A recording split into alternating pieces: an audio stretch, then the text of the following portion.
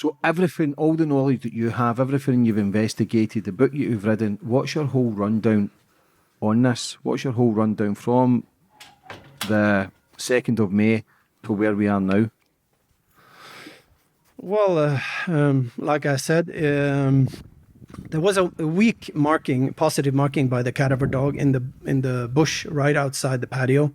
So they're doctors. So about getting the body, first of all, getting her out of behind the sofa, and they put her in the bedroom, probably on some plastic or something to figure out what to do to package her before they get her out, and then out in the bush when in the timing of finding where to hide her. You look at the map of the town. Cemetery is a good place, right? Perfect. You do a little research too, but she's in the bush there in multiple layers of plastic garbage bag, probably taped together or something, whatever you have available. Imagining that would be safe for the cadaver. The blood is not cleaned yet. Put her in the cemetery. You rent the car 3 weeks later. They have done a lot of jogging, and based on the diary of Kate and her book that she wrote later, you can see her experiences on the hill.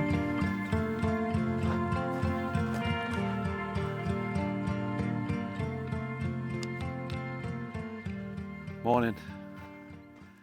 I think this is a serious one, this one. I've got notes for it because I didn't want to miss anything on this. But I've had an interesting week, really. I got my first job when I was, I think, 12 or 13. I was a paper boy. I was a paper boy in Northern, working at Nancarrows. They gave me the north side of Palatine Road, the rich side, the rich estate. Sunday papers were a buying, I tell you, they were massive. Nancarrows itself was an absolutely huge newsagent. It was big, you know, it wasn't just like a locality you get over here, it was big. And there's like a wall of, felt like 20 metres of magazines and newspapers and stuff like that. And when I was a kid, waiting to get my papers so I can go off and do the delivery in the morning, I used to spend hours walking along there looking at all the magazines. As I got older, started putting my eyes up towards the top shelf stuff. But I'm going back to the beginning stuff, about 12 or 13. When I was there, I started looking at all the different types of magazines. I got into puzzles. Now, I don't mean word searches. I don't mean that. I actually mean there's many different types of puzzle books. This is pre-internet, like, you got to remember that. And there's many different types of puzzle books that you could get. And the one that started to fascinate me the most was one that was called logic puzzles. And do you remember logic puzzles? Do you remember them? A logic puzzle, hopefully it's just come up on the screen now, but a logic puzzle is pretty much, could be, it's a mathematical based puzzle, and you know, it's a mathematical field of deduction, really. So I'm reading from my notes. And it's all based on deductive reasoning. So if you think of like a crime a crime happens, and then the police have to solve it, and they have to solve it with evidence. It's like once the evidence has run out, because they can only use fact-based evidence, but once the evidence has run out, I think it's possible to solve something with deductive reasoning, give or take. And these are the sort of things that I did, and I used to do them loads. I was probably between the ages of 13 and 16. Even to the point that when I was flying abroad, don't forget we had no mobile phones or no internet, so we couldn't download movies. I used to buy these books at the airport, and I used to take them on the flights, and you know, that keep me occupied for 4.5 hours doing these logic puzzles. They're just fascinating. I've not thought about these for years. You know, don't get me wrong, I've not thought about them for years, but they were great. You know, if I had to, when I go over here and I go into the shops over here, and you see like the newsagents over here, and they've got the puzzle books. There's none anymore. You don't see them anymore, the logic puzzles. You just still see word searches and crosswords. And I'm not a big crossword fan, because you either got to know it or you don't. Whereas the logic puzzle really, really gets you thinking. Jigsaw puzzles is another one. If you imagine a jigsaw puzzle with 50 pieces, and it's pretty straightforward to put together, you must probably do it in about 5 or 10 minutes. But the picture itself, you're looking at this whole picture now. How do I explain this? You're looking at this picture, a 50-piece jigsaw puzzle, and every piece has got so much detail on it that you don't really see all the details. Whereas if you imagine a 10,000 piece jigsaw of the same picture, can you imagine how much more you'd have to look at the detail of each piece to make sure that you get the same result of the picture? I think that's the easiest way to explain it. There is a point to this, that something's happened over the last week. I just need, as always, to get him on his lead and get myself up the hill, all right? And we'll carry on up the hill. Come here.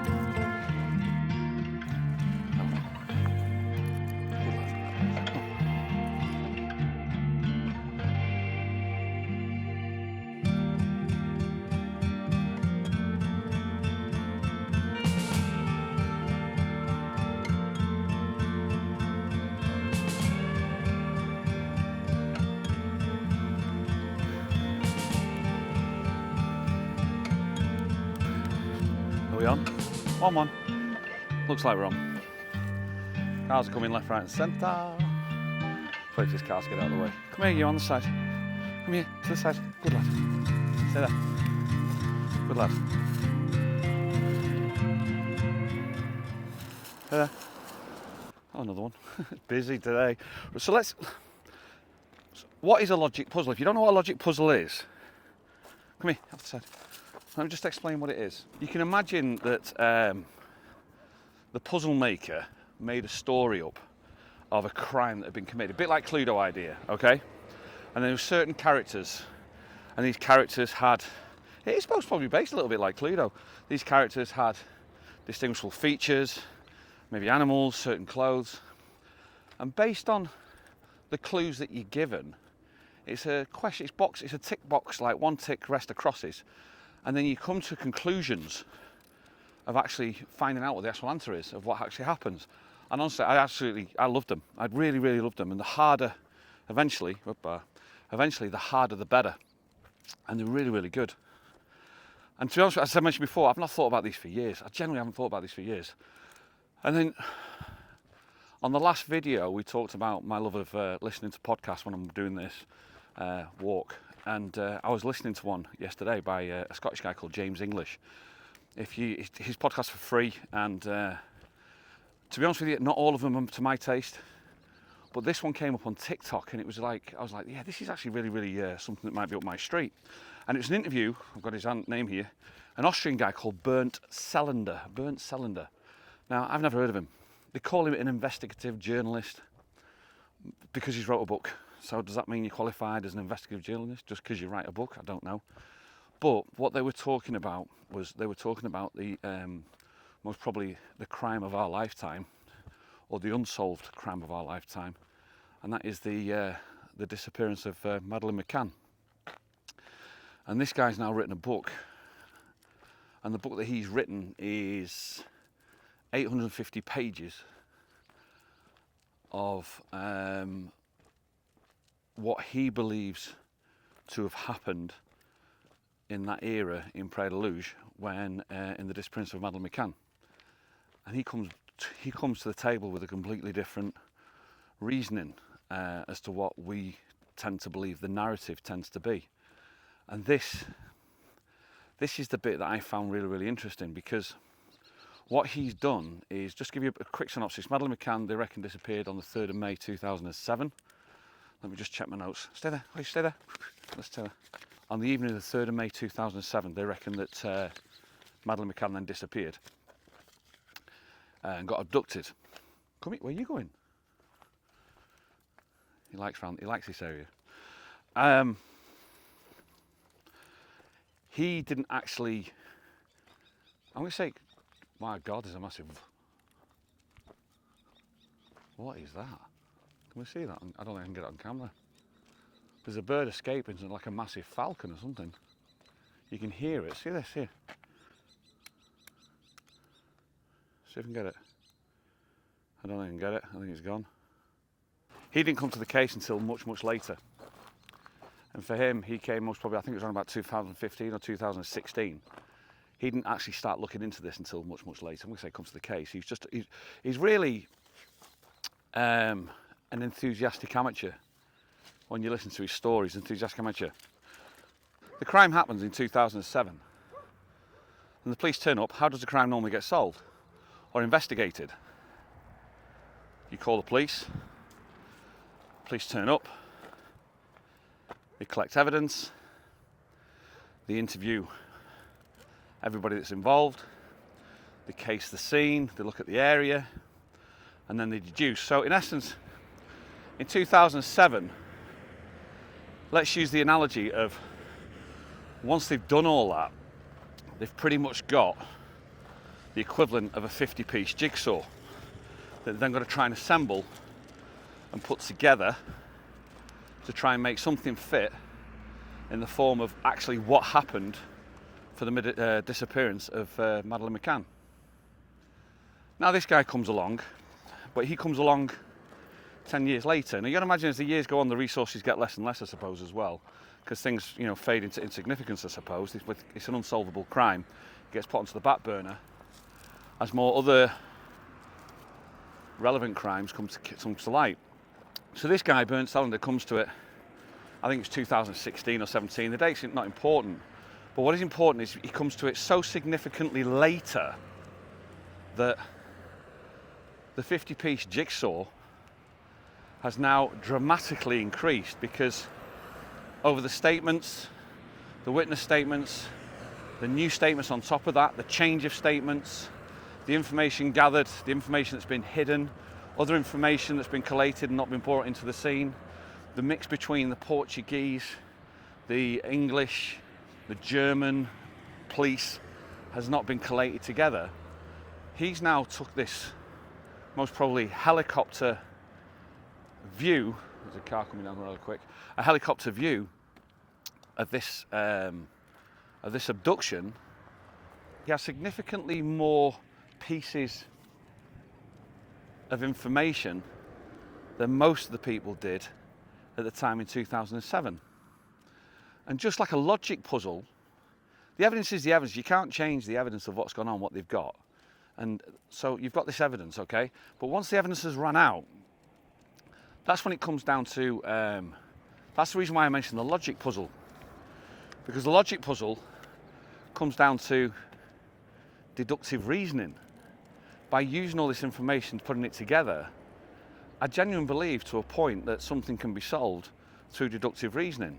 That's mostly the way, I think mostly the way Sherlock Holmes' books were based, or if you saw the whole show Sherlock, it was based on that pretty much style of solving crimes and stuff.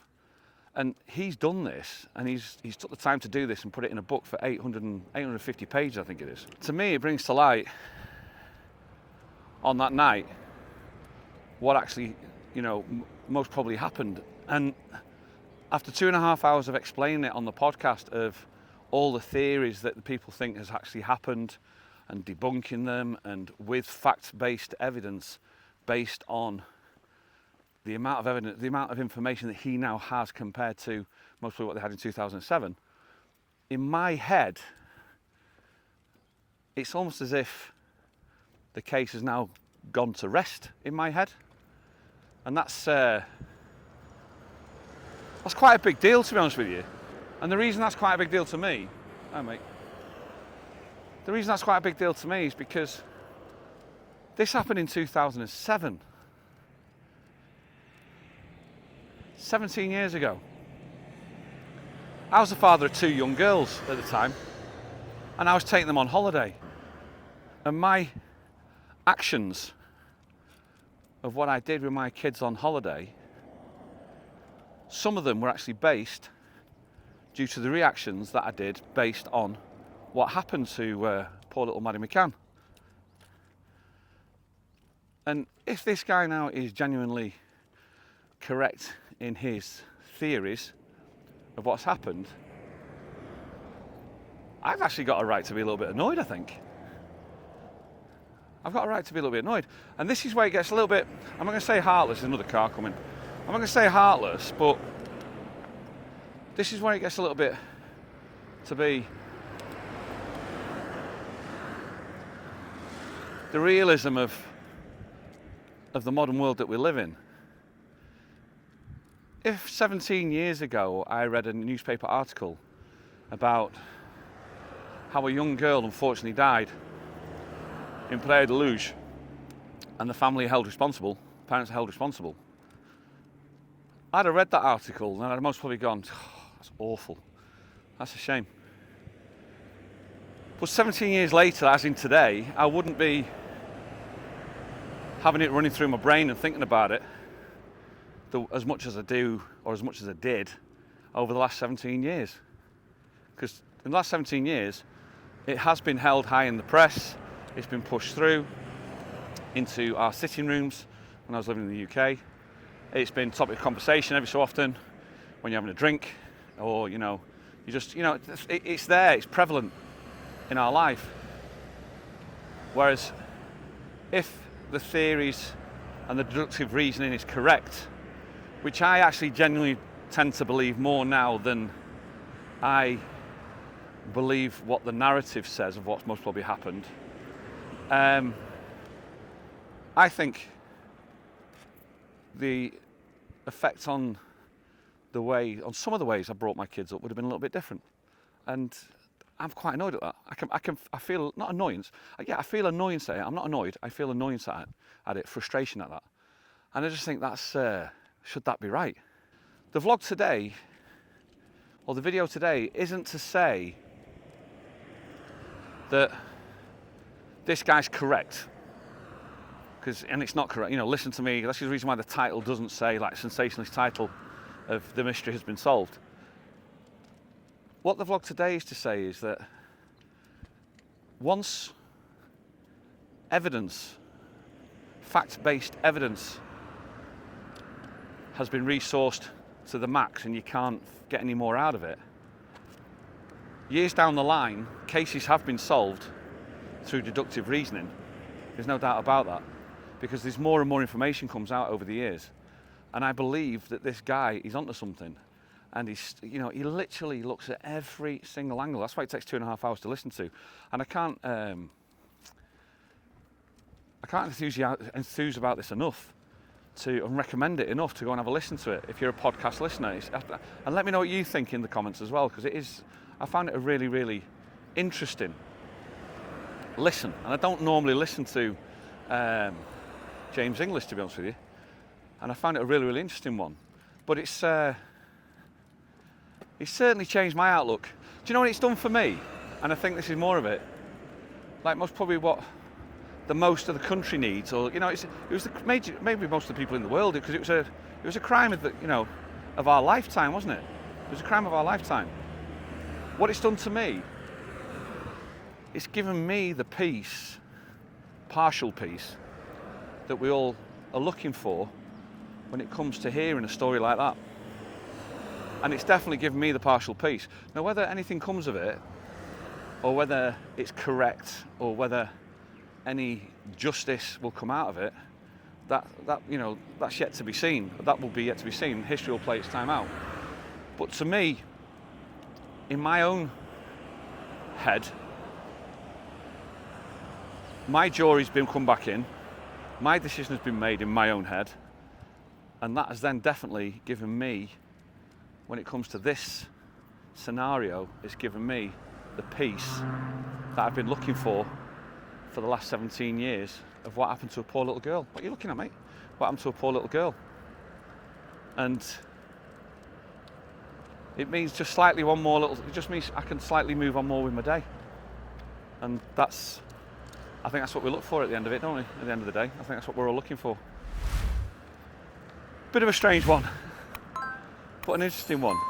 Have a listen to it. I'm going to leave the link below in the description of the podcast. And if you've got time, have a listen to it.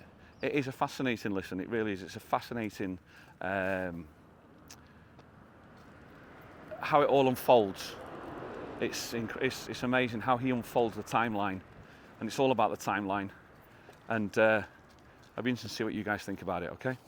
With that one, I'm going to let him drag me around for a little bit longer. He's enjoying his walk. It's his walk, not mine, as I always say. And I'll see you on the next one. Cheers, guys. Tape together or something, whatever you have available. Imagining that would be safe for the cadaver. The blood is not cleaned yet. Put her in the cemetery. You rent the car 3 weeks later. They have done a lot of jogging, and based on the diary of Kate and her book she wrote later, you can see her experiences on the hill please don't let Maddie be buried here. She prays to God.